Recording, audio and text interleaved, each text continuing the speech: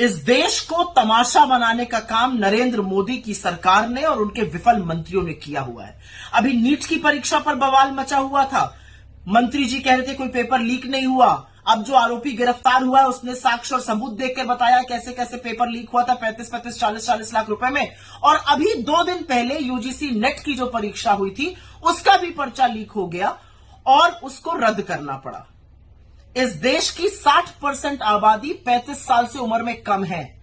ये सारी चीजें युवाओं के साथ एक भद्दा मजाक खिलवाड़ है। उनके भविष्य पर एक बहुत बड़ा प्रश्न चिन्ह लगाता है।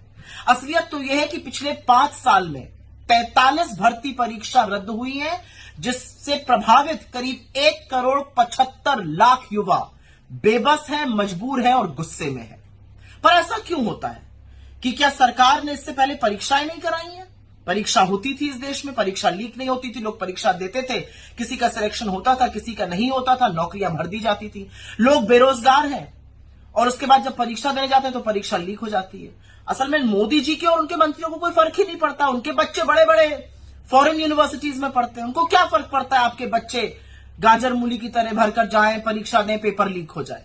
कभी इन लोगों ने सोचा है कि इस पेपर लीक का लोगों की मनोस्थिति पर क्या फर्क पड़ता है? बच्चे दिन रात मेहनत करते हैं, सुबह 4-4, 3-3, 4-4 बजे उठकर मेहनत करते हैं, पूरी पूरी रात पढ़ते हैं, न खाने का न पीने का कोई हवाला नहीं है, दिन भर पढ़ते हैं। माँ बाप एक रात की रोटी कम खाते हैं कि बच्चा पढ़ जाए, फीस इतनी बढ़ा दी गई है। कोचिंग सेंटर का अपना अलग ही तमाशा है।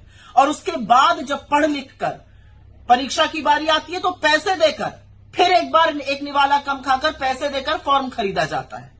बच्चे गाजर मूली की तरह परीक्षा वाले दिन भेड़ बकरी की तरह ट्रेनों में, बसों में लद कर जाते हैं, परीक्षा देते हैं। परीक्षा अच्छी हुई बुरी हुई वो एक तरफ है, लेकिन फिर पता चलता है पेपर लीक हो गया।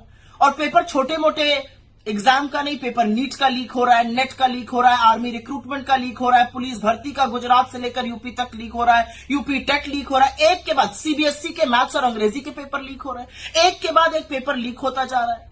तो ये किसकी जिम्मेदारी है?